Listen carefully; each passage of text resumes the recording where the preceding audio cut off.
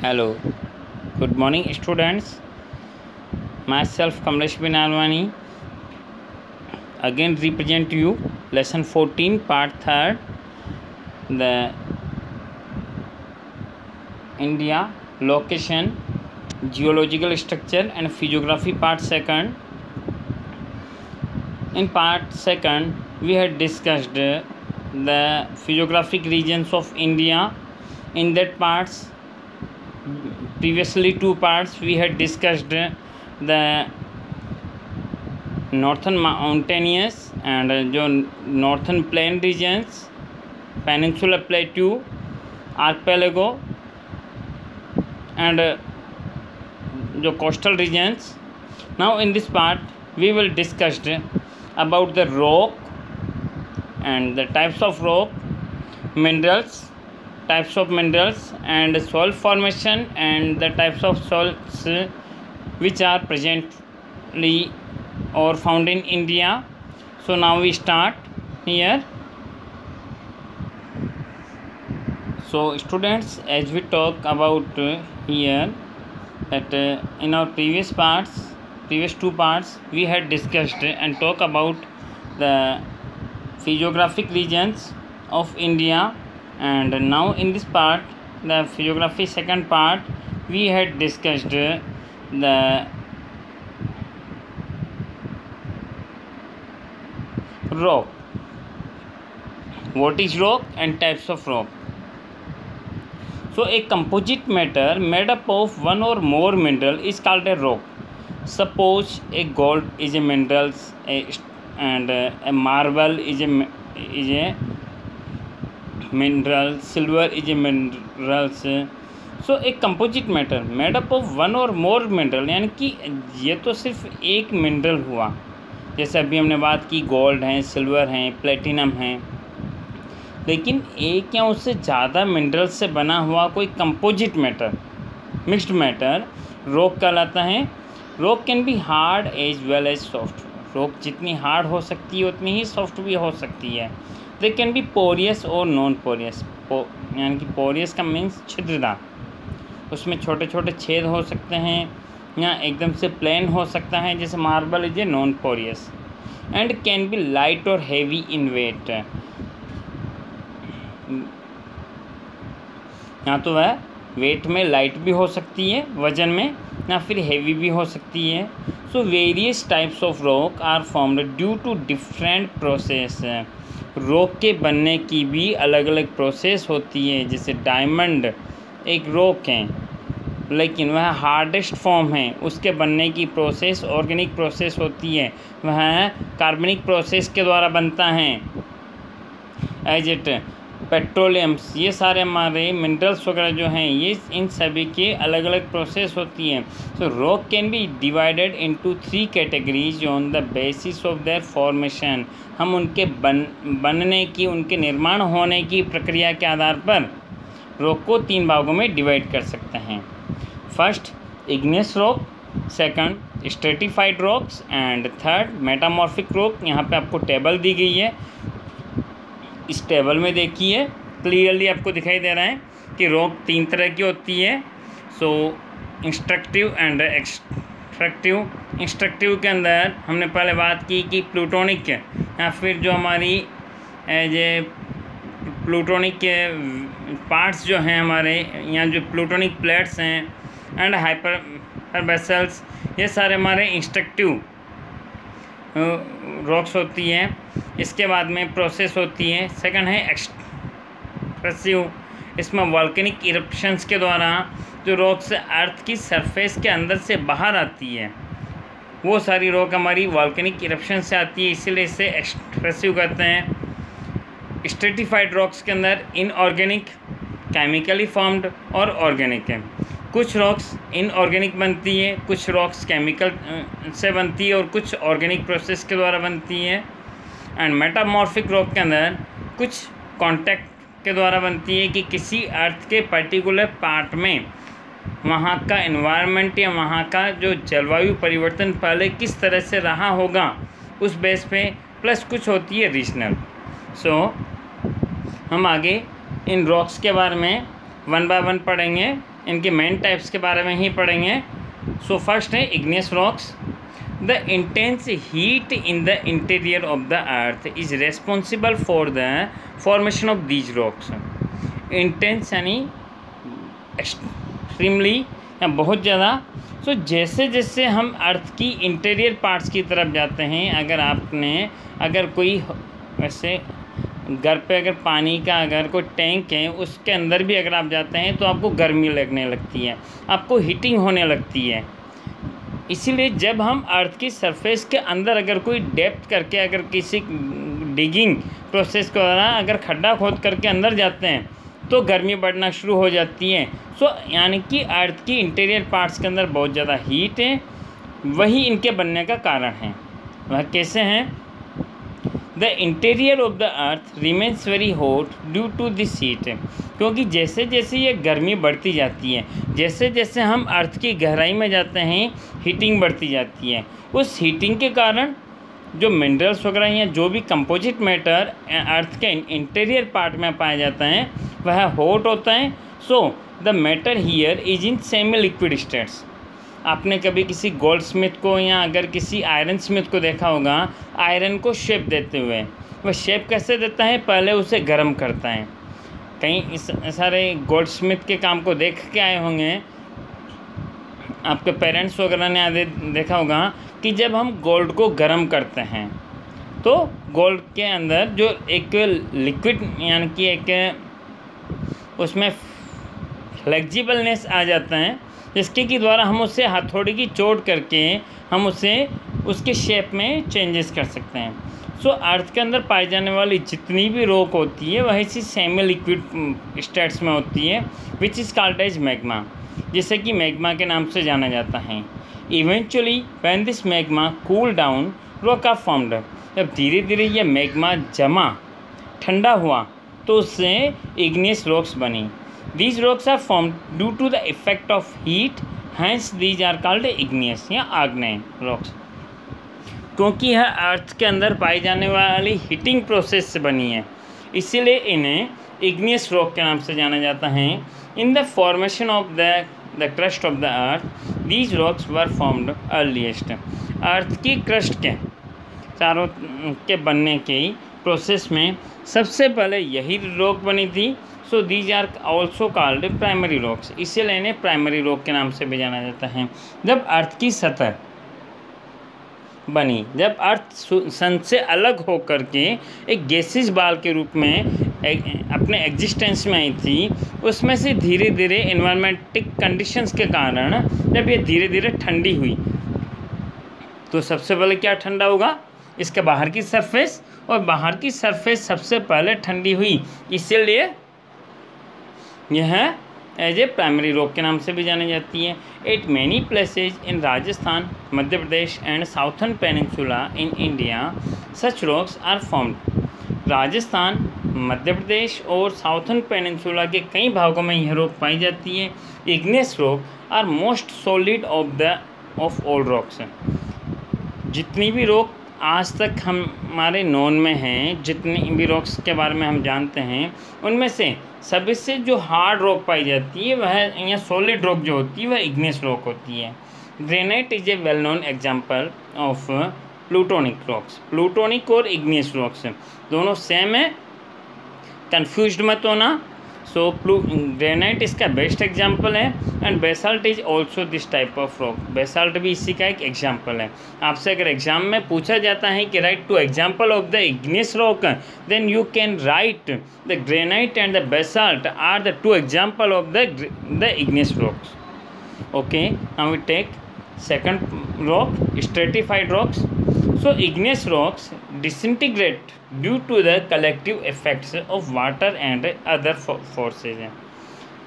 अगर सपोज कीजिए हिमालय माउंटेन से, वहाँ से जब निकलने वाली जो रिवर्स हैं, वह रिवर्स जो बनती हैं वह अपने साथ में कुछ सेडिमेंट्स बहा करके लेके आती है। यहाँ जो तेज़ जो हवाएं चलती हैं उनको हिमालय माउंटेन्स रोकता हैं। तो अगर Himalaya mountain, only for example दे रहा हूँ, ओके, हिमालय माउंटेन्स की रॉक अगर इग्नियस रॉक हैं, क्योंकि वह वॉल्केनिक इरप्शंस के कारण हुई है।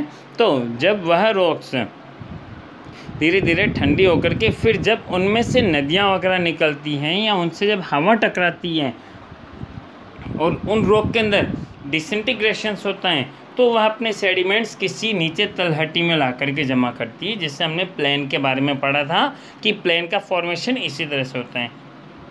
लेकिन जब the broken rock material is constantly deposited in water and they formed layers, लेकिन एक ही प्लेस पे अगर बार बार उसकी लेयर्स नुमा अगर जब वो जमा होती जाती है, so then thus rocks material is deposited into different layers and the upper layer exert pressure on the layers of underlying rocks। आपने आपकी 10 बुक्स हैं, एक के ऊपर दूसरी, दूसरी के ऊपर तीसरी, तीसरे के ऊपर चौथी करके आपने लेयर बाय लेयर उनको जमा दिया। जब आप ऊपर वाली बुक को उठाओगे तो आपको ज़्यादा उसमें प्रेशर नहीं लगेगा, लेकिन अगर आपने नीचे नीचे वाली बुक के ऊपर अगर आप उससे आपको उठाना है तो ऊपर के 10 बुक्स का जो प्रेशर आएगा वह उसके ऊपर आएगा। यानी कि जो ऊपर लेयर सबमिट होती जाती हैं उनके प्रेशर के कारण प्लस वह अर्थ के इंटीरियर पार्ट में है, इसलिए उसकी हीटिंग के कारण ये rocks initially lying at the bottom and eventually rock are formed with different layers, so these are called stratified rocks। ये जो लेयर्सदार जो रॉक बनती है, हमारी परतदार जो चट्टानें बनती हैं, इन्हें हम स्ट्रेटिफाइड रॉक्स के नाम से जानते हैं। It's example of gypsum, limestone and coal. आपने लाइमस्टोन की जब रॉक देखी होगी तो उसमें कई सारी लेयर्स होती है। इसी तरह से आपने अगर कभी वैसे जिप्सम देखा है तो उसमें भी कई सारी परतदार होती है। So coal and gypsum are obtain from Bihar and Jharkhand states, और ये सारी लेयर्स के रूप में ही पाए जाते हैं। थर्ड रॉक ले रहे हैं हम metamorphic rock. In certain peculiar conditions the form composition and other characteristics of rock are totally changed.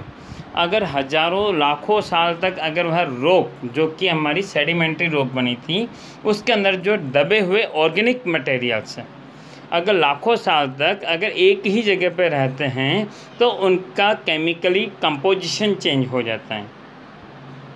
इसी चेंज्ड कंपोजिशन के कारण due to the combined effect of two factors हैं, high temperature and pressure of rock strata. Strata means layers हैं। अभी हमने जो sedimentary rock के बारे में पढ़ा था कि जो नीचे दबने वाली जो नीचे जो परत दब जाती है उसके ऊपर हाई प्रेशर पड़ेगा ऊपर वाली लेयर्स का, और अंदर की तरफ जो होगी, इसलिए अर्थ की हीटिंग के कारण इन रॉक्स के अंदर जो टोटली कंपोजिशन चेंज हो जाता है और एक नई तरह की रॉक बनती है। This newly formed rock are known as the metamorphic rock. इसमें मार्बल लाइमस्टोन से मार्बल बनता है। ओके, अगर लाइमस्टोन अगर काफ़ी समय तक अगर चूना पत्थर जो हैं तो काफ़ी समय तक अगर दबा रह जाए अगर, तो वह धीरे धीरे मार्बल के अंदर कन्वर्ट हो जाता है। इसी तरह से जो राजस्थान के नागौर में जो पाए जाने वाला मार्बल है वह इसी तरह की चट्टानों से बना हुआ है। इसी तरह से अगर आप आ जाओ कि कोल भी अगर मिलियंस ईयर्स तक अगर अर्थ के नीचे दबा हुआ रहता है तो वह क्योंकि पेड़ पौधे कन्वर्ट होकर के किस में कन्वर्ट होते हैं, कोल्स में, और कोल भी जब अगर अर्थ की नीचे अगर प्रेशर से और हीटिंग के कारण अगर दबा हुआ रह जाता है तो वह डायमंड में चेंज हो जाता है।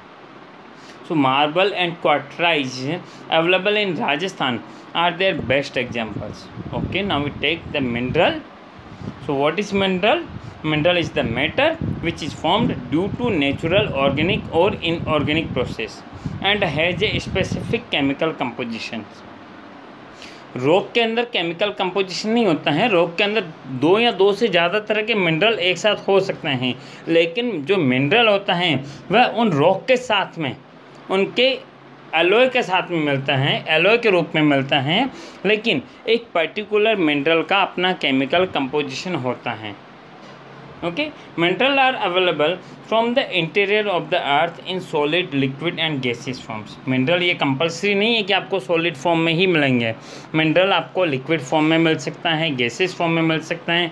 जैसे अगर आज हमारे पास में कोल है, पेट्रोलियम है, तो कोल सॉलिड है, पेट्रोलियम लिक्विड है, LPG gas as a gases form में है। सो ये सारे हैं कि हमारे एज ए मिनरल ही हैं, एनर्जी रिसोर्सेज भी क्या हैं, एज ए मिनरल हैं।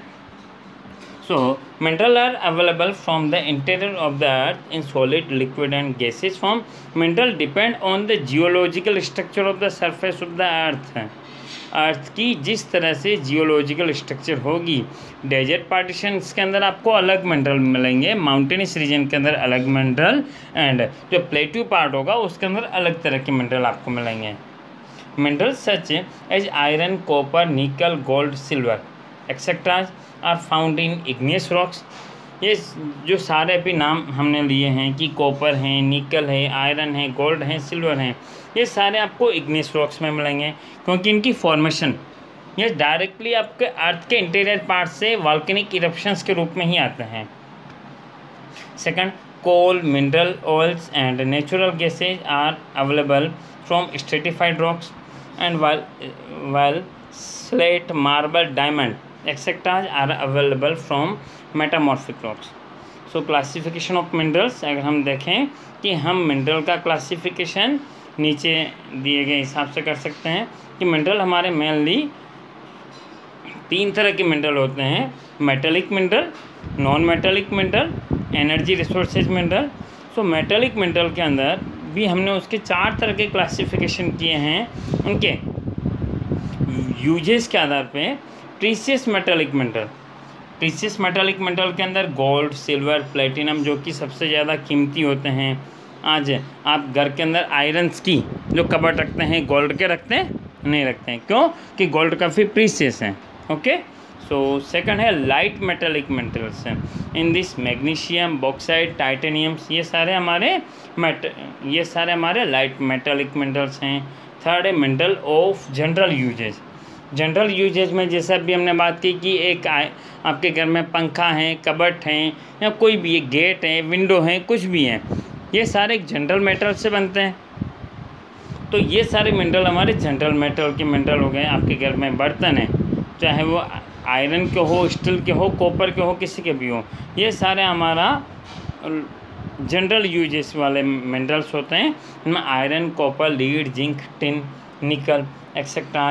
एंड फोर्थ है मिनरल यूज्ड एलॉय, जिन्हें कि हम कच्चा ही यूज में लेते हैं, जैसे कि और उन्हें किसी को पकाने के लिए काम में लेते हैं। Chromiums, manganese, tungsten, vanadium etcetera. So next ले रहे हैं हम non metallic minerals.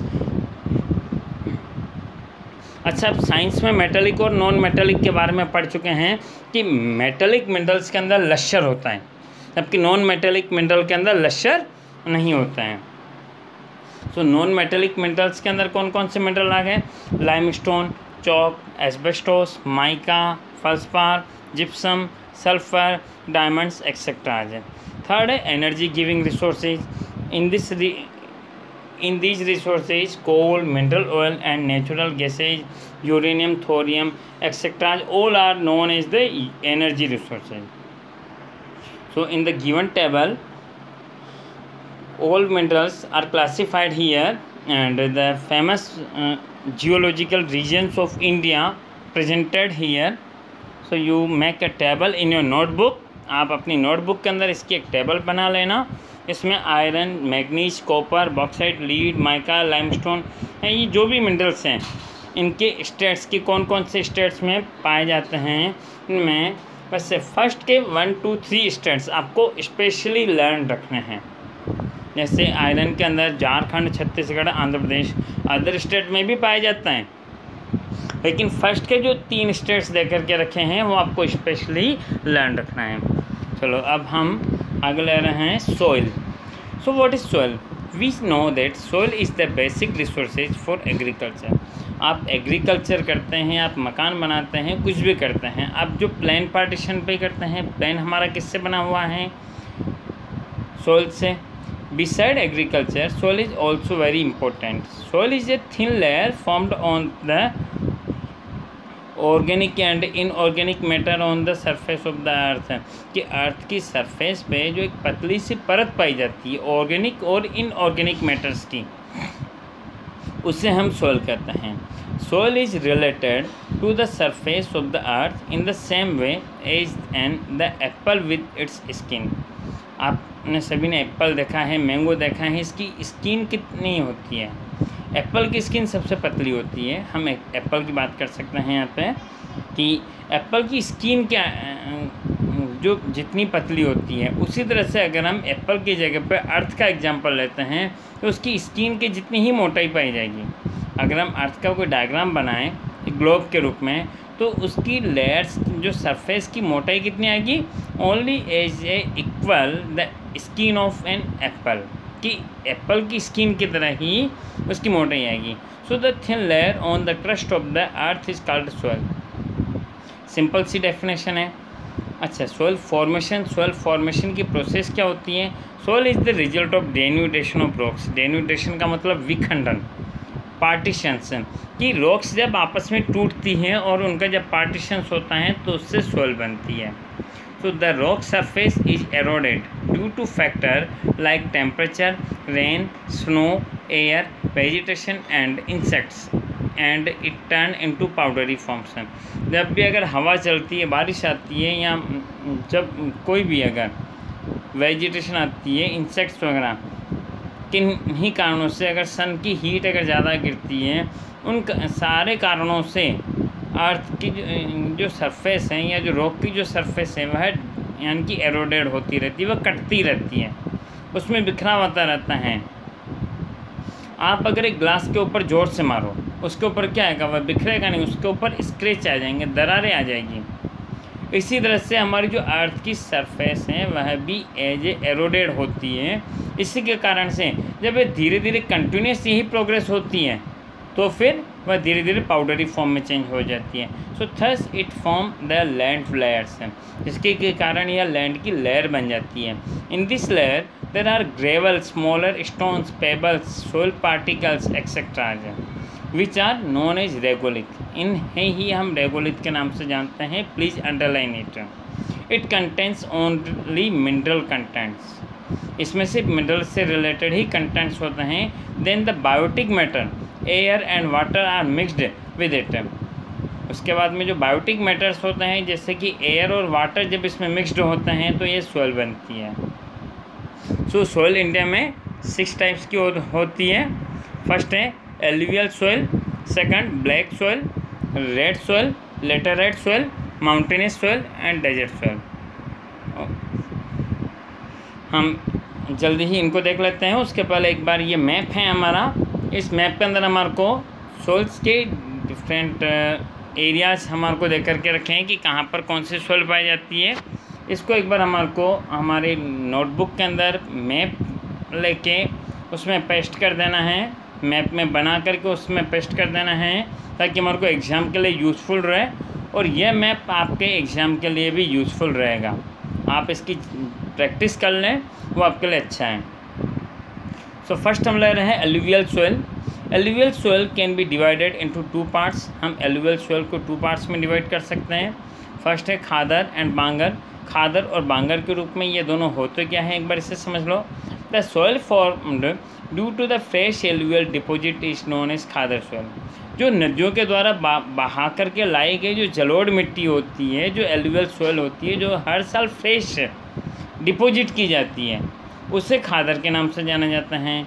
As this soil is formed due to the river flood, क्योंकि जब नदियों में बाढ़ आती है तभी ज़्यादातर मिट्टी बह करके आती है। बाकी अगर नदियों का पानी अगर एक सिंपल वे में अगर चल रहा है तो इतनी मिट्टी बहा करके नहीं लेके आता है। या जब माउंटेनियस रीजन से जब स्पीड में पानी बह करके आता है तो अपने साथ में मिट्टी यहाँ पे डिपोजिशन बहा के लेके आता है। सो it is found mostly near by the reverse.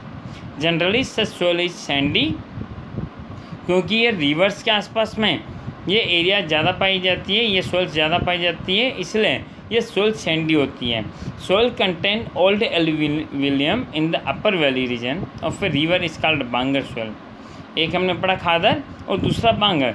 जो पुरानी जो एलुवियल सोइल होती है जो कि कहीं पे जमा हुई तक होती है, हम उससे बांगर के नाम से जानते हैं। It is sticky and has dark colour. ये चिपचिपी सी होती हैं और इसका डार्क कलर होता है।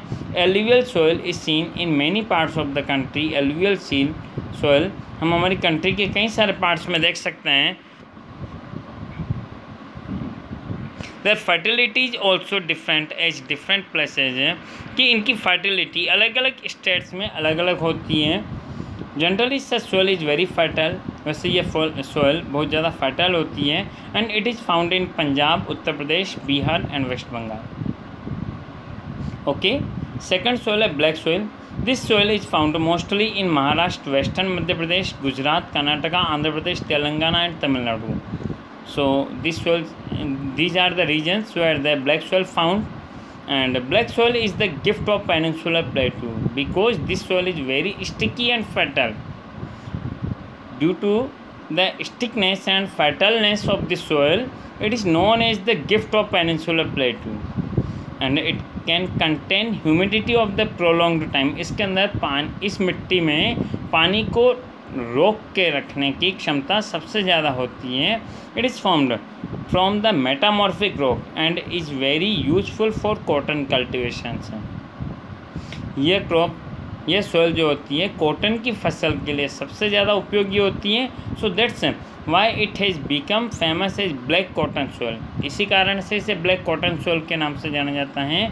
आपको अगर एग्ज़ाम में ओनली कॉटन सोयल का नाम दे दें कि पूछ ले कि कॉटन सोयल क्या होता है, व्हाट इज़ कॉटन सोयल या डिफाइन कॉटन सोयल, तो भी आपको ब्लैक सोयल के बारे में ही बताना है। ओके, अगर रेगड सोयल का नाम दे दें तो भी ब्लैक सोयल है वह, और ब्लैक सोयल देंगे तो वह इजीली आप वैसे भी जानते हैं। इसका नाम चेंज करके कुछ भी दिया जा सकता है। Okay, so it is also known as regur soil.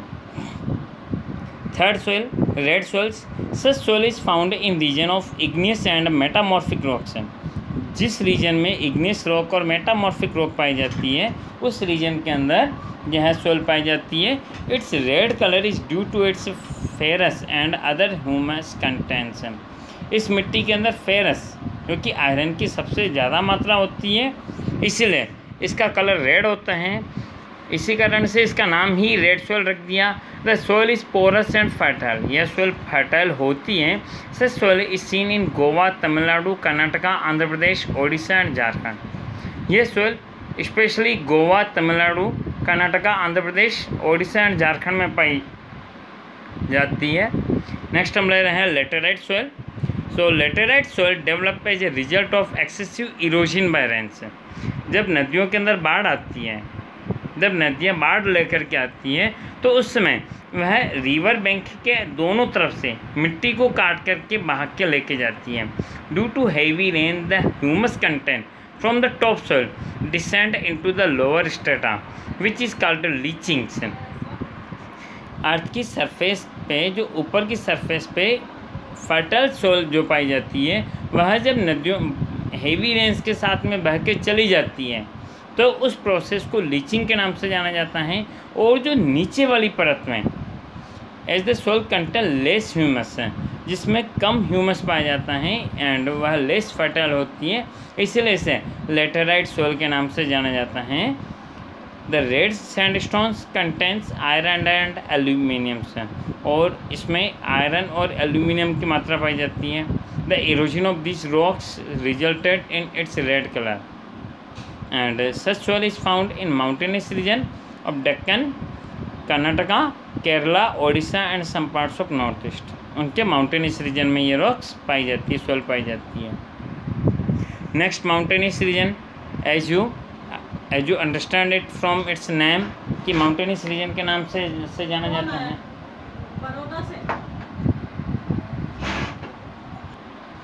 so as it clear from its name, humus content is more due to the forest, although it differ from place to place। Such soil on Shivalik range is less fertile and less developed। कि forest areas के अंदर ज़्यादा forest होने के कारण यहाँ पे humus ज़्यादा पाया जाता है, और इसके अंदर ह्यूमस की मात्रा अलग अलग जगह पे अलग अलग पाई जाती है। ऐसी सोइल शिवालिक रेंज के अंदर कम फर्टिलिटी के साथ में होती हैं, और ये सोइल सैंडी एंड पोरस होती है and does not contain humus. Such soil is found in the mountainous region of the country.